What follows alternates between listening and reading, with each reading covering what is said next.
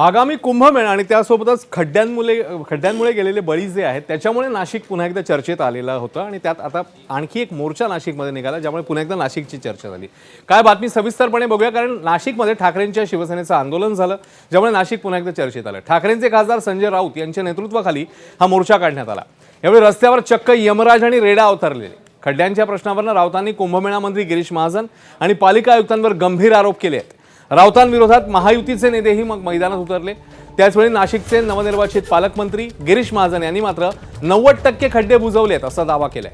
त्यामुळे खरंच नाशिकचे खड्डे कितपत सुरक्षित आहेत रस्ते आणि याचं उत्तर मिळण्यासाठी येणारा काळ आपल्याला बघावा लागेल, तर रस्त्यांची अवस्थाच आरशाचं काम हे करत राहील.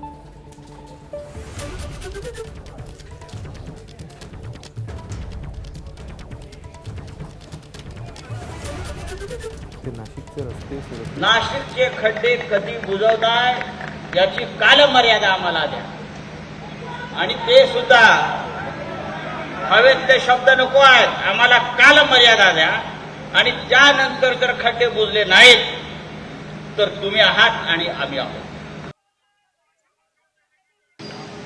आता रस्त्यावरती खड्ड्याचे बळी घ्यायचे नाही, आतमध्ये जायचे, आणि जे माजलेले लोक आहेत आतमध्ये माजोरडे बरं का, त्यांच्यावर हा रेडा सोडायचा आहे.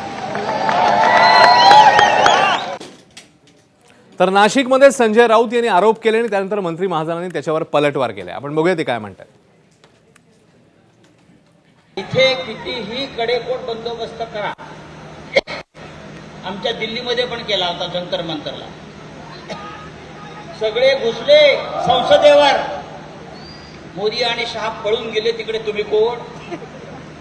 अरे मोदी शाह भाग गए, महाजन तू क्या है? घुसू आम्ही आतमध्ये. राऊतांना म्हणा, एखादी महापालिकेत निवडून या. 17 महापालिका झाल्या, एक महापालिकेत लोक त्यांना निवडून देत नाही. त्यांचे खासदार आता सगळे सोडून गेलेले आहेत, आमदार त्यांच्या बरोबर नाहीत. त्यांनी किती वल्गना केल्या आणि त्यांनी किती अशी जुमलेबाजी केली शब्दांची, तर लोकांचा विश्वासच नाही त्यांच्यावर. 2.5 वर्षाचा कार्यकाळ उद्धवजींचा लोकांनी बघितलेला आहे.